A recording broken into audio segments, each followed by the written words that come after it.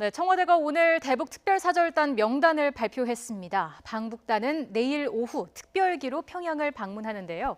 이를 계기로 비핵화 회담의 실마리를 찾을 수 있을지 주목됩니다. 두 분과 함께하겠습니다. 최창열 용인대 교육대학원장, 장성호 건국대 행정대학원장과 함께 이야기 나눠보겠습니다. 두 분 안녕하십니까? 안녕하세요. 네, 안녕하세요.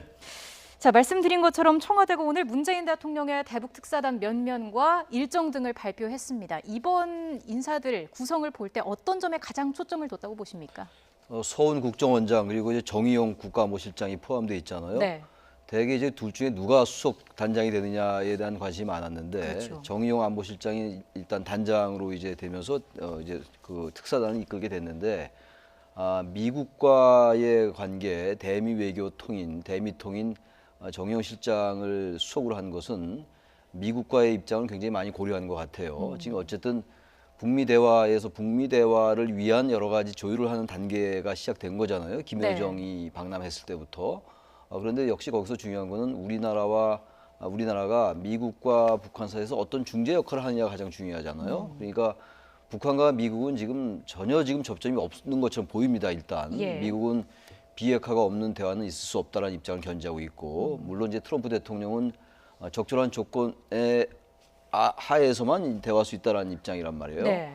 근데 북한은 어쨌든 비핵화의 전제가 있는 대화는 할 수 없다는 입장이거든요. 또 그러면 어쨌든 이건 마주 달리는 열차 같은 거란 말이죠. 네. 그래서 일단 미국의 입장은 확고하기 때문에 미국에서 일단 정의용 안보실장을 수석을 한 것에 대해서 안심할 수 있다. 이런 예. 측면이 고려돼서 정의용 실장을 단장을 한 것이 아닌가 이렇게 보여집니다. 일단. 네, 예. 미국을 고려한 판단이다라고 예. 말씀해 주셨는데 사실 장관급 인사 2명이 모두 파견된 건 이례적이라는 얘기가 나오고 있습니다. 그만큼 청와대가 이번 특사 파견에 얼마나 큰 의미를 부여하고 있는 것인지 이렇게 좀 해석을 해봐도 될까요?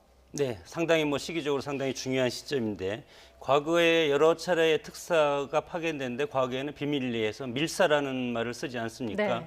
11년 만에 이번에 특사가 공동으로 장관급 2명이 지금 특사로 파견됐는데 첫 공개 특사고 첫 공동 특사로서 그만큼 상당히 지금 위중한 시점이 와 있기 때문에 북한의 핵 문제와 북미의 어떤 갈등 이것이 지금 위험스러운 순간까지 와 있지 않습니까? 예. 이런 상황에서 문재인 대통령 입장에서는 평창 올림픽이 끝나기 직전에 북한과의 어떤 특사를 파견해서 앞으로 향후 북핵과 관련되고 그리고 북한과 미국의 어떤 대화와 협상과 관련해서 특사에 파견할 그런 필요성이 상당히 커졌다고 봤을 때 네.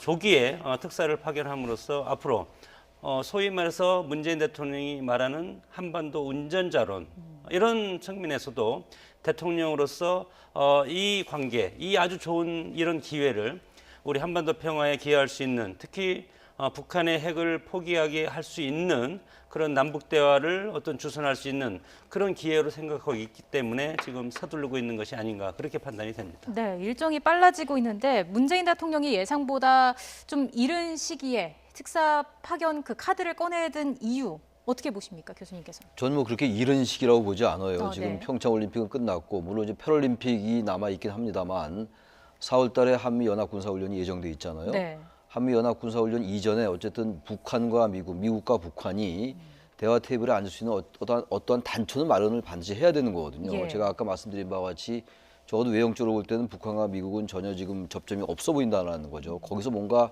공통 분모 접점을 찾아내야 되는 것이 우리 정부의 입장입니다. 우리나라의 입장이기 때문에 빨리 서둘러야 되는 것이죠. 그리고 일단 북한에 가서 김정은의 입장을 확인을 하고 그리고 미국의 입장도 확실하게 전달을 해야 되겠죠. 네. 그리고 그 북한 김정은 위원장의 입에서 무슨 얘기가 나올지 모르겠습니다만 그 김정은 위원장의 입장을 전달을 또 미국에 해야 되는 이런 상황이란 말이죠. 그러니까 북미 대화로 가기 위해서는 한미 조율이 필요한 것이고 남북 대화가 필요한 거 아니겠어요? 그런 다음에 이러한 것들이 여건이 성수됐을 때 그런 다음에 이제 남북 정상회담이 가능한 거거든요. 예. 이 얘기는 이미 이제 문재인 대통령이 말씀을 하셨죠.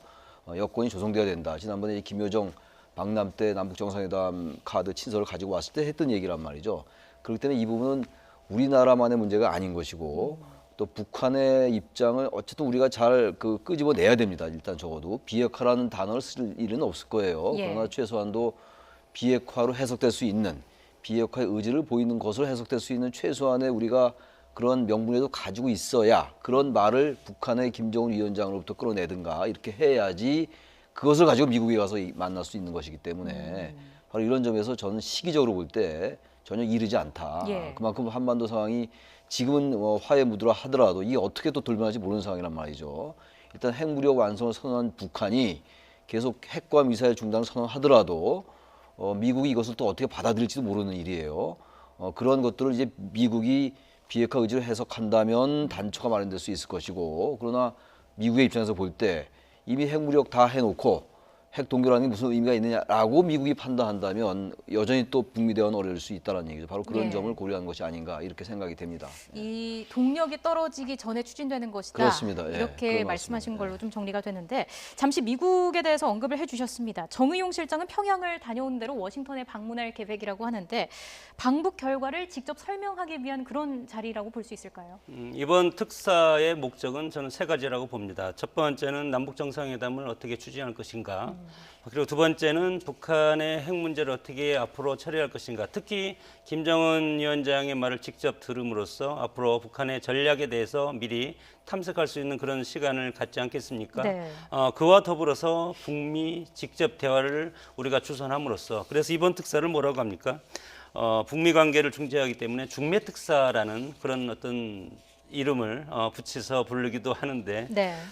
그렇습니다. 북한이 과거에 우리 대남 전략을 보면 통미봉남으로서 휴전협정의 당사자는 우리가 빠져 있지 않습니까? 그래서 북한이 일관되게 주장하는 것이 휴전협정의 당사자끼리 휴전협정의 당사자라는 것은 미국의 헬리슨 제도 그리고 북한의 남일 대장 그리고 중국군 이렇게 3자가 휴전협정을 했기 때문에 네. 우리는 이승만 대통령 그때 당시에 지금 휴전은 안 된다. 우리는 북진 통일하겠다 해서 빠졌습니다. 이런 상황에서 북한이 일관되게 주장하고 있는 것이 북미 직접 대화를 통해서 한반도 문제를 당사자끼리 해결하자. 예. 그런 다음에 휴전협정을 평화체제로 바꿔서 한반도에서 중화미군을 철수시키자. 이런 것이 북한의 전략이었는데 이번에 1월 1일 김정은 신년사에 통해서 김정은은 남북관계를 개선해서 올해 민족사에 장식하자. 이렇게 선언을 하면서 평창올림픽에 참여하겠다, 성공을 기원한다 이렇게 말하지 않았습니까? 네. 그래서 과거의 전통적인 전략인 통미봉남이 통남, 통미로 바뀌었기 때문에 북한이 미국과의 대화를 간절히 지금 원하고 있습니다. 여러 가지 미국의 어떤 강력한 압박과 제재가 지금 깊숙이 들어오고 있기 때문에 이것을 우리 남한 정부를 통해서 북미 대화를 성사시키려고 하는 그런 전략이 숨어 있기 때문에 네. 그래서 지금 정의용 안보실장이 지금 특사로 북한을 가고 그 결과를 따라서 김정은 위원장의 의중을 미국과 협의해서 북미 대화 그리고 북한의 핵을 어떻게 처리할 것인가 그것에 대해서 명확히 한미 간의 조율을 하기 위해서 지금 정의용 실장이 북한의 특사를 갔다 온 다음에 미국을 방문하는 걸로 네. 그렇게 판단하면 되겠습니다. 그럼 이번에 나오게 될 김정은 위원장의 대북 메시지는 어떻게 좀 전망해 볼 수 있을까요? 글쎄요, 전망하기가 녹록한 일은 아닌데요. 네. 아무튼 뭐 미국이나 우리가 바란 것처럼 그렇게 흔쾌한 대답은 나오지 않을 거예요. 북한은 여전히 일단 핵을 가지고 있는 것이 자신들의 체제를 유지할 수 있다는 생각을 가지고 있는 게 분명해 보이고 예. 또 지금 북한이 지금 원하는 것은 이른바 핵 있는 평화를 원하고 있는 거예요. 그러나 우리나 미국이나 뭐 전 세계는 어쨌든 북한의 핵은 안 된다는 게 확고한 입장이거든요. 이른바 그 VCID라는 거 되돌릴 수 없고 완전하고 이런 그 원칙이 분명히 있는 거잖아요. 이미 그 2000년대 초반에 확립된 그 비핵화에 대한 확고한 미국의 원칙이거든요. 2002년도 부시 대통령이 악의 축을 얘기할 때 그 시점에 나온 얘기예요. 이것이 확고한 입장이기 때문에 북한으로서는 비핵화를 선언하지 않겠으나 북한도 지금 미국의 지금 의지가 확고하다라는 걸 분명히 알고 있습니다. 알고 있기 때문에 이번 신년사의 김정은의 말 때문에 이렇게 급변한 거 아니겠어요? 한반도 네. 상황이. 그렇기 때문에 무조건 비핵화 선언을 하지 않는다 하더라도 적어도 미국이나 우리가 비핵화 의지를 해석할 수 있는 명분을 우리가 가질 수 있는 네. 우리나 미국이 이러한 쪽에 어떤 언급은 있지 않을까라는 생각이 들기도 해요. 그런데 문제는 이제 어떻게든 북한에게 현재의 상황의 위급함이라든지 이런 걸 분명히 우리가 인식시켜야 되는 것이고 그래서 특사가 파견되는 거 아니겠어요? 네. 서훈 국정원장의 경우도 남북 정상회담을 계속 이끌었던 실무에 참여했기도 했고 나머지 대표단도 마찬가지란 말이죠. 바로 그래서 특사단이 파견되는 것이기 때문에 예. 북한으로 하여금 어떻게든 국제사회가 특히 미국이 북한이 비핵화에 대한 성의 있는 태도를 가지고 있구나라는 명분을 가질 수 있는 언급을 우리가 끌어내야 됩니다. 네네. 그 목적이 지금 특사단의 목표예요. 그것을 가지고 온다면 미국에 가서 미국을 설득시킬 수가 있는 것이고 그렇다면은 미국과 북한 사이에 아주 신랄 같은 살얼음 같은 그러한 조그마한 어떤 접점이라도 우리가 찾아낼 수 있다. 그렇게 된다면 일단 미국과 북한이 대화 테이블에 앉을 수 있는 거거든요. 그러면 이른바 이제 흔히들 얘기하는 탐색적 대화가 시작되는 거예요. 네.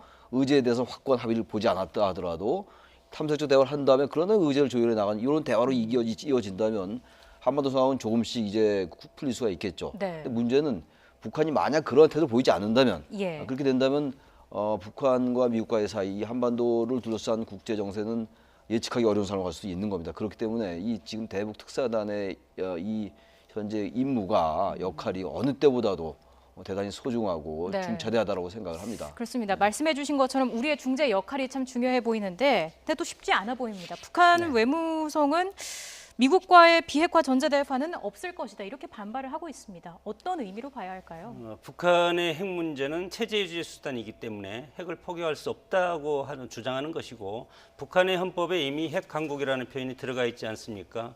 헌법상에 그것이 집어넣기 때문에 북한은 어떤 경우가 오더라도 핵을 포기할 수 없다.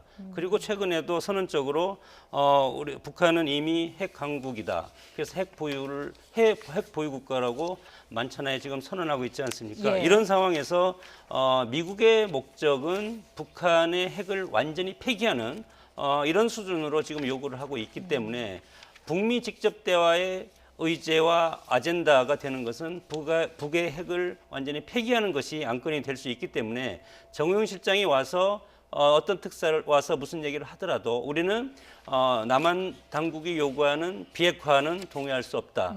북한이 얘기하는 핵은 3대 세습 체제와 북한 체제를 유지할 수 있는 유일한 수단이라고 네. 이렇게 생각을 하는 것 같습니다. 예. 그런 상황이기 때문에 이번에 특사가 방문해서 비핵화를 꺼낸다 하더라도 북한에서는 주한미군 철수 그리고 단기적으로 보면은 한미 연합 군사훈련 중단 이런 것을 요구를 하고 비핵화에 관련돼서는 나중에 대화의 장에 나가서 협상을 하고 단계적으로 논의할 의도는 있다. 이런 네. 식으로 해서 북미 대화를 끌어낼 가능성도 있다고 봅니다. 예. 이번 대북 특사가 좀 성과를 이루려면 어떻게 해야 할까요? 아까 말씀드린 것처럼 어쨌든 미국과 북한과의 접점을 찾아내야 돼요. 지금 뭐 입장은 분명한 거 아닙니까? 북한과 미국의 예. 입장이라는 게. 근데 우리가 좀 하나 좀 고려해야 될 거, 생각할 것이 2005년도에 그때 9.19 공동성명이 있었어요. 그래서 9.19 공동성명의 내용은 북한이 만약 핵을 포기한다면, 비핵화를 선언한다면 국제사회가 원조를 하겠다라는 거였고 바로 그것이 이 9.19 공동성명이에요. 그러니까 예. 육자회담이 열릴 때였죠. 그때는 육자회담이 2003년도부터 2007년도까지 열린 거였으니까 지금 육자회담이 열리지 않고 있잖아요. 네.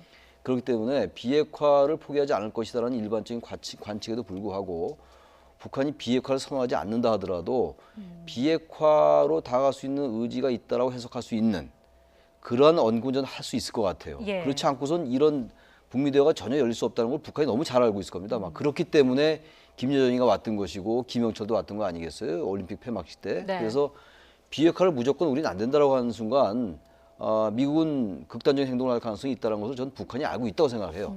그렇기 때문에 이번에 이런 급박하게 막 내려왔던 것이란 예. 말이죠. 그렇기 때문에 또 비핵화 공동선언을 한 적도 있어요. 또 우리나라하고 91년도 말에 남북 기본 합의서가 체결이 됐고 그다음에 한반도 비핵화 선언을 또 했었어요. 노태우 네. 정부 때도 바로 그런 전력도 있기 때문에 북한도 여러 가지 고려하지 않을까. 적어도 완벽하게 기존의 주장만 계속 되풀이하지 않을 가능성이 좀 높다고 봅니다. 네. 무조건 주한미국 철수 주장하고 한미 훈련 중단만 주장한다면 북미 대화가 열리지 않을 것을 알고 있으라고 보기 때문에 북한이 예상외로 진전된 언급을 내놓을 가능성도 있다. 예. 물론 그 반대의 경우도 우리가 배제할 수 없지만 우리는 어떻게든 그런 미국의 입장을 분명히 전달하고 그래서 북한이 그러한 대화 테이블에 나올 수 있는 그런 단초를 마련을 반드시 해야 됩니다. 최소한도 핵미사일 중단, 모라토리엄 이런 것들은 최소한 끌어내야 된다. 네. 그래야 그걸 가지고 우리가 미국 가서 얘기할 수가 있고 설명할 수 있는 것이 아니냐 이렇게 보여진다는 거죠. 예. 미국과 북한의 접점을 찾아서 대화의장으로 이끌어내는 그 역할이 참 중요해 보입니다. 자, 이번에 발표된 대북 특사와 관련해서 각 당의 입장도 엇갈리고 있습니다. 좀 정리를 해주시죠. 홍준표 대표는 뭐 자유한국당 대표이기 때문에 이거에 대해서 상당히 이제 부정적으로 사실 그렇습니다. 이게 북한의 핵이 지금 마지막 순간까지 와 있지 않습니까? 네. 그래서 대륙간 탄도탄 ICBM급이 마지막으로 성공 그 단계만 남아 있기 때문에 저는 4월 말 5월까지 북한이 이런 정도의 수준에 도달할 수 있을 거라고 봅니다. 그런 상황에서 봤을 때는 상당히 지금 급박하다. 예. 그래서 홍준표 대표 입장에서 봐서는 이렇게 급박한 시기에 우리가 북한의 핵 포기라든가 북미 대화를 중재하기 위해서 특사를 파견한다는 것은 북한에 그만큼 핵 프로그램을 완성할 수 있는 시간을 줄 수가 있다. 그래서 이 시간을 줄여서 한미동맹을 중심으로 해서 강한 더 압박을 통해서 북한이 스스로 핵 포기 선언을 할 수 있는 네. 군사적, 경제적 압박의 강도를 더 높이자 이렇게 이제 주장하는 것이고 예. 그러나 뭐 민주당이라든가 진보 측 입장에서는 북한이 핵은 있지만 이 핵을 대화로서 그리고 국제사회 공조로서 이것을 폐기할 수가 있다. 한반도에서 전쟁이 나면 누가 손해냐? 결국은 우리 남과 북이 전쟁을 결국은 북미 간의 전쟁이 이루어진다고 하더라도 가장 큰 피해는 우리 남한이 될 가능성이 상당히 크다. 네. 이런 상황으로 지금 대북 특사 파견은 전향적으로 아주 좋은 조치다. 이렇게 해서 민주당과 정의당과 그리고 민평당 측에서는 이런 어떤 보수와 진보 측에서 전혀 다른 그러나 근본적으로는 저는 같다고 봅니다. 네. 한반도에서 북한의 핵을 해결하고 한반도에서 전쟁이 없고 평화 체제가 구축되는 그런 공통적인 목적은 같은데 가는 방향이 다르다. 진보과 보수의 어떤 시각 차이에 따라서 그렇기 때문에 지금 상황에서는 시간이 저는 한 2개월 정도 남아 있다고 봅니다. 6월 지방선거 직전까지 지금 시간이 남아 있기 때문에 이 시간 동안 일단은 대화를 향한 설득을 특사를 통해서 하고 그리고 나서 한미 간에 상당히 긴밀한 어떤 여러 가지 조율을 거쳐서 북핵을 포기할 수가 스스로 포기할 수 있겠는가 아니면 이것을 정말로 여러 가지 물리적인 제재라든가 압박이라든가 또 다른 방법으로 북한을 핵을 포기시켜야 될 것인가 예. 이런 거에 대해서 판단을 해야 된다고 봅니다. 예. 자, 이런 가운데 청와대가 각 당의 영수회담을 제안했습니다. 이미 홍준표 자유한국당 대표는 2차례 영수회담에 참석하지 않았었는데 이번에는 참석 조건이 필요하다면서 역제안을 했어요.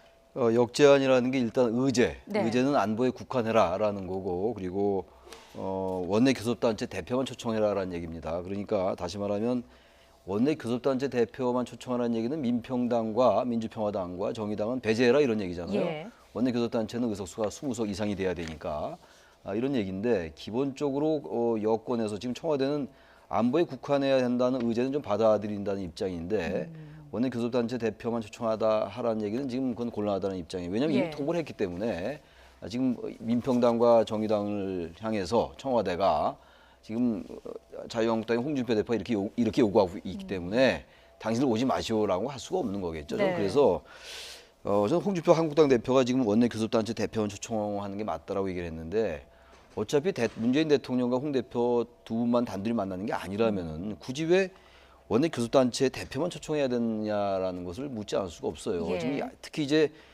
자유한국당은 의제를 안보에 국한해야 된다고 얘기했잖아요. 다른 것도 아니고 그렇다면 안보에 국한한다면 항상 한국당이 하는 얘기가 안보야말로 뭐 한국당뿐만이 아니라 여야 모두죠.